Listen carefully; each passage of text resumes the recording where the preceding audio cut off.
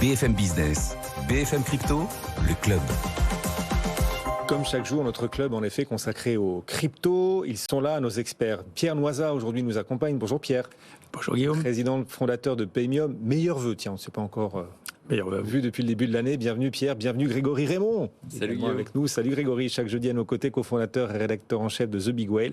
Et puis Valentin Nico nous accompagne, membre de la cellule info d'experts de Bourse Direct. Bonjour Valentin, ravi de vous retrouver. Bon ça y est, les cryptos aussi tiennent leur rebond. Alors évidemment, on n'a pas du tout rattrapé les pertes de ces derniers mois, loin de là, mais quand même, le Bitcoin reste installé au-dessus des 20 000 depuis maintenant quelques jours, 20 890 $ en ce moment. Oui, absolument. Comme à l'instar des marchés traditionnels, tous les actifs quasiment sont achetés. On est clairement dans un mode qu'on peut appeler risk-on, c'est-à-dire recherche des actifs risqués sur ces 3 premières semaines de l'année, clairement. Donc, on est peut-être allé trop vite. C'est-à-dire que, comme sur les marchés traditionnels et l'interlocuteur précédent, on a du mal à acheter le marché après tant de progression. Il y aura probablement donc une respiration de marché. D'ailleurs, ce serait ça, plutôt que d'avoir des courbes exponentielles. Donc, si une petite respiration arrive, ça donnera probablement l'occasion de rentrer sur des niveaux après une respiration, je dirais de 4-5%, des niveaux très intéressants qui nous empêcheraient pas de passer sous les supports et auquel cas sur du swing, donc des positions de moyen terme, on va dire. On pourrait facilement viser en première cible 22 500 sur Bitcoin et 1900 sur l'Ethereum. Après, je vous ai dit, bien sûr, une petite consolidation vu qu'on est parti vite. Et il y aura des dossiers à suivre également comme Cosmos qui techniquement sont très propres.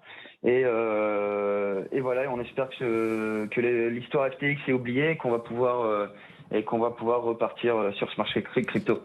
Valentin Nico avec nous depuis Bourse Direct. Merci beaucoup Valentin de nous avoir accompagnés. Marché toujours bien sûr très très volatile, sur lequel on recommande de n'investir que l'argent dont on n'a pas besoin. On va coller à l'actualité du jour quand même. Même dans ce club BFM Crypto, on va parler de la réforme des retraites. Alors ça, mobilisation nationale aujourd'hui autour de ce projet de réforme des retraites. Pierre Noisa, vous êtes Bitcoin maximaliste plutôt. Voilà, on refait pas un Bitcoin maximaliste. On a une appétence pour une monnaie forte, effectivement, comme Bitcoin, et on a des craintes par rapport à des monnaies élastiques comme l'euro qui peuvent être créées à volonté. Voilà, on vous refait pas, et donc vous vouliez aussi parler du Bitcoin face à cette réforme des retraites et ses possibles impacts. Quel rapport, quel lien ? Alors, le débat sur les retraites pose les questions plus sur l'euro que sur Bitcoin. En réalité, Bitcoin, c'est ce qui permettrait de mettre fin au monopole et d'offrir une alternative, comme dans certains pays, à une monnaie unique. La monnaie élastique, l'euro, donc qui a été créée à volonté pour le Covid et pour certaines situations de crise.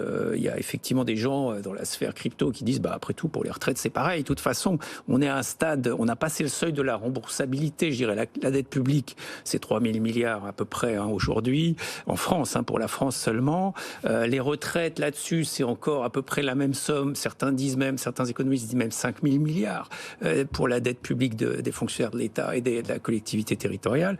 Donc, on est sur des montants qui sont clairement plus vraiment remboursable par une économie normale. Donc on est dans une espèce de foi dans une monnaie qui a perdu, qui a perdu sa connexion au réel. Donc c'est pour ça que le débat monétaire était le grand absent des débats sur les retraites, à mon avis, sur ces questions-là. Il y a aussi les débats sur les régimes spéciaux. On découvre que, effectivement, on redécouvre que parmi les régimes spéciaux, celui de la Banque de France est le plus juteux.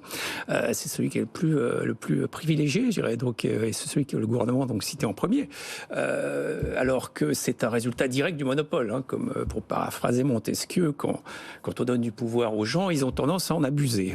Voilà. Donc c'est pour ça qu'on peut relier les débats sur les retraites aux débats sur les cryptos et sur la pluralité des monnaies, je dirais. C'est Charles de Gaulle qui disait: les Français sont épris d'égalité, mais d'une égalité qui permettrait à chacun de bénéficier des mêmes privilèges que les autres.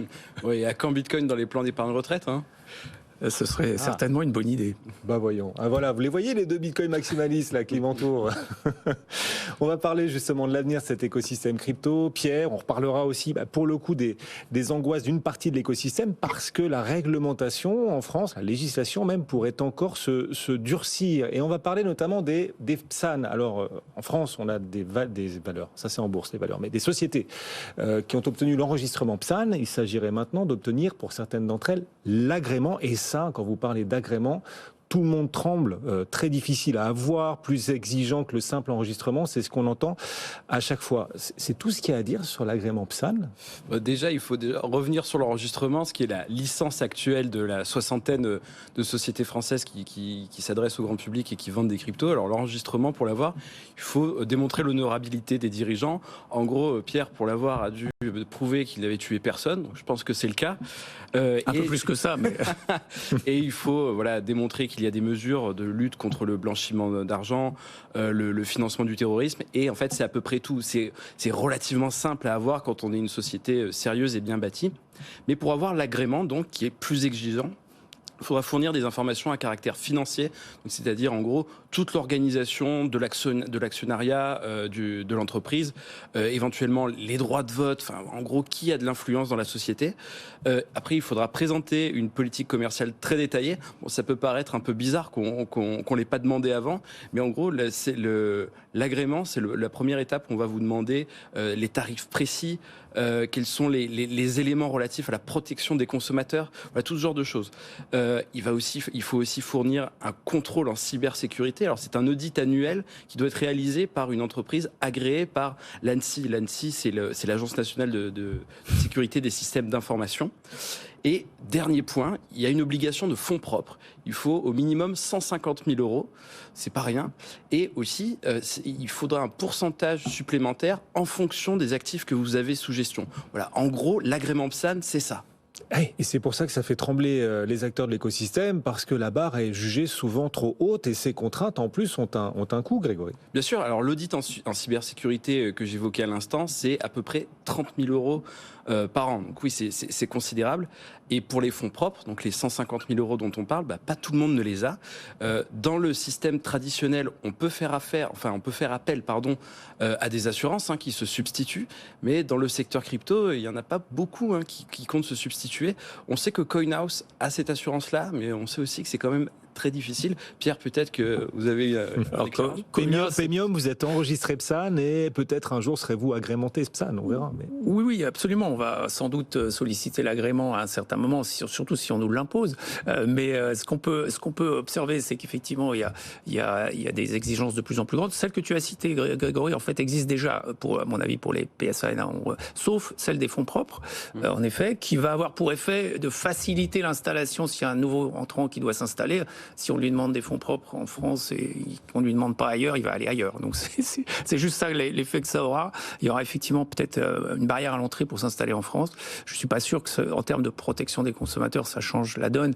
Je crois que c'est effectivement à la fois l'honorabilité des dirigeants, la transparence des finances. Nous, on est audité chaque année par un commissaire aux comptes, par exemple. Donc je pense qu'il y a déjà un certain nombre de dispositions qui font que on est dérisqué par rapport à des plateformes offshore. Et pourtant, la société que tu citais avait ouvert un compte chez FTX. Donc, je pense que c'est aussi le management, le discernement du management qui va faire une différence.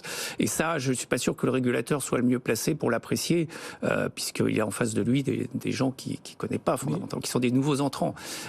Donc, on va suivre ça d'assez près, mais c'est vrai que... Mais j'allais dire... ça ne nous paraît pas toujours très adapté. Ce prix à payer pour obtenir l'agrément PSAN... Ce prix à payer, c'est peut-être le prix aussi pour mieux protéger les consommateurs et les investisseurs. Et vous l'avez dit rapidement, ça ne protégera pas plus. Voilà, c'est-à-dire que si on applique juste les règles habituelles sans prendre en compte les spécificités des cryptos, c'est ce que j'explique depuis toujours aux régulateurs que je peux rencontrer, il faut prendre les cryptos dans leurs spécificités et pas comme juste une autre banque, une néobanque. Et ça, c'est un petit peu compliqué, effectivement. Il y a encore des gens qui parlent, même des économistes, qui parlent de Bitcoin sans avoir fait une transaction, jamais fait une transaction à l'évidence par rapport à ce qu'ils disent. Donc, on a un vrai sujet d'éducation, pas seulement des régulateurs, mais aussi des économistes.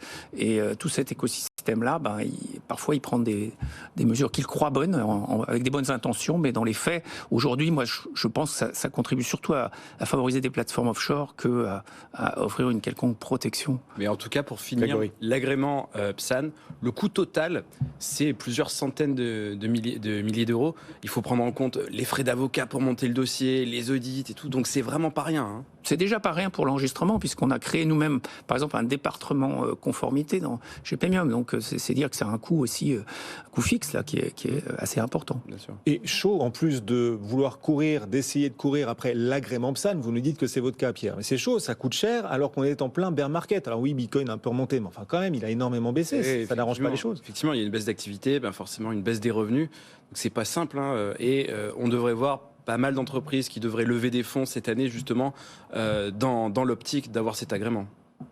Bon, quels sont les risques associés à tout ça ? Ça va représenter beaucoup d'argent, du coup, un ruissellement des ennuis, un ruissellement des complications à venir. Et le risque, si on met tout l'argent qu'on a dans la conformité, finalement, on oublie de muscler un peu le produit. Après, il faut choisir. Hein. Mais voilà, risque d'y avoir des choix stratégiques pris en faveur de la conformité. Oui. Et aussi, tout simplement, ça favorise les gros acteurs hein, qui ont les poches profondes. Hein. Oui. Pierre, est-ce que par exemple l'argent que vous allez devoir mettre dans la conformité pour essayer d'obtenir l'agrément, ce sera autant d'argent en moins mis dans la qualité du produit ou dans l'innovation ? Clairement, c'est dans l'innovation, en tout cas, c'est clairement un arbitrage qu'on doit faire, puisque on n'a pas le choix et ça nous est imposé. Alors que l'innovation, par définition, ça demande de l'agilité et de l'argent. Et donc ça vient en concurrence avec cet objectif d'innovation que nos concurrents qui ne sont pas soumis à ces régulations, évidemment, peuvent exploiter plus facilement. Et si donc, pour opérer en France, on rend obligatoire l'agrément, non plus l'enregistrement, mais carrément l'agrément PSAN, vous pensez qu'en effet, les gros seront favorisés Ah oui, clairement. Je pense que le régulateur a en tête de recréer ce qui s'est passé sur les banques. On a vu une néobanque fermer récemment, ING Direct, qui était pourtant adossée à un grand groupe bancaire, a fermé. Donc c'est dire que c'est difficile pour les nouveaux entrants sur le marché français. C'est la culture du régulateur, donc de favoriser les grosses banques françaises, peut-être au détriment des plus petits acteurs. Et dans les cryptos, on observe la même...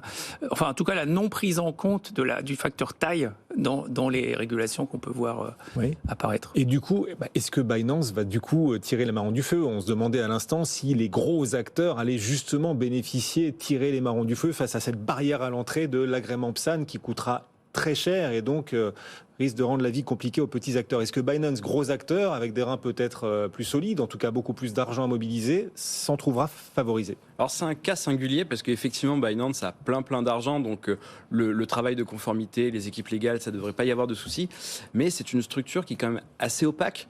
On ne va pas faire des comparaisons hâtives avec FTX, mais c'est une société qui a des centaines de filiales un peu partout.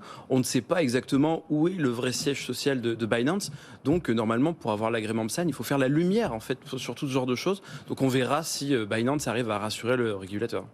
Bon, on rappelle cet amendement. Hein. C'est cet amendement qui fait peur aussi à l'écosystème. Le 24 janvier prochain sera voté, c'est ça ? L'amendement d'un sénateur centriste, voté ou présenté ? En avril, je crois qu'ils ont repoussé la date, non ? Ah d'accord. Pour moi, c'était le 24, mais... Ah, je croyais qu'ils avaient repoussé. En tout cas, un amendement qui fait trembler l'écosystème parce qu'il s'agirait de rendre obligatoire pour opérer en France, on disait, l'agrément PSAN et non plus seulement l'enregistrement. C'est ça.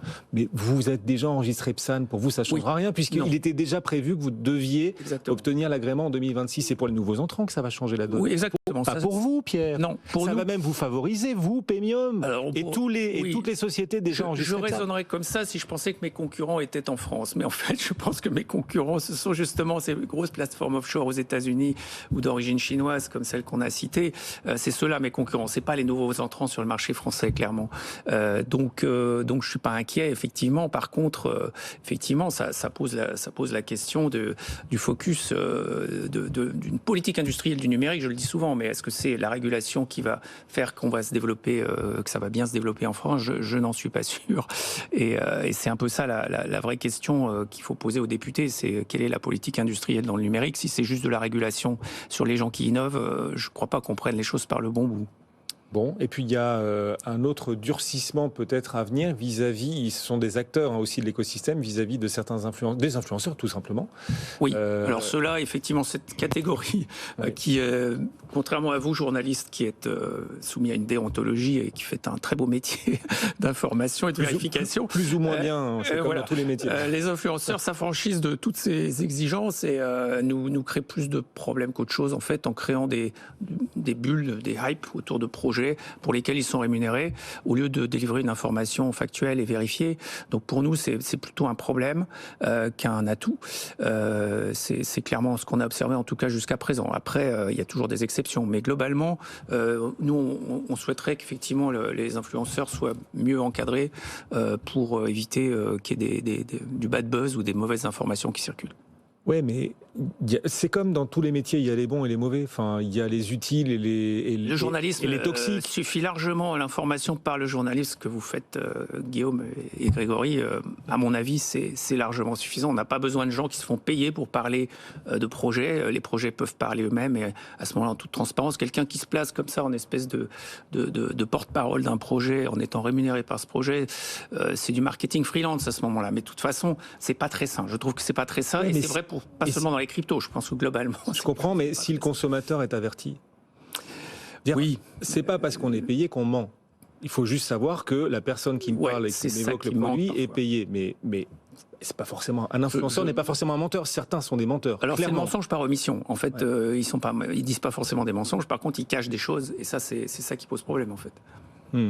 Ah, d'accord. Bon, c'est pas un peu old school là, non, mais c'est une vraie question aussi dans les écoles de journalisme aujourd'hui. Il y a des débats, il y a des cours aussi. C'est quoi la différence entre un journaliste et un influenceur ? C'est une question sur le sens du travail. Est-ce que les influenceurs sont les nouveaux journalistes ? Enfin voilà, Je pense que tant que les intérêts personnels sont affichés, déjà on limite les risques. C'est une première étape. Donc, parce que là où je vois vraiment des gros problèmes, c'est quand des influenceurs ne communiquent pas sur le fait qu'ils sont rémunérés par certains projets. Ouais.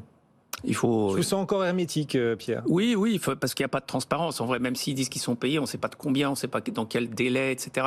En fait, ils prennent une rémunération dans ce qu'on appelle les altcoins, et puis ils revendent ces altcoins très vite, alors que ceux qui vont les acheter derrière vont se retrouver, ce qu'on dit dans le jargon, les bag holders, c'est eux qui vont avoir ces altcoins et qui ne pourront pas les vendre au même prix que l'influenceur. Donc il y a de toute façon un problème presque d'insider qui est posé par ces pratiques.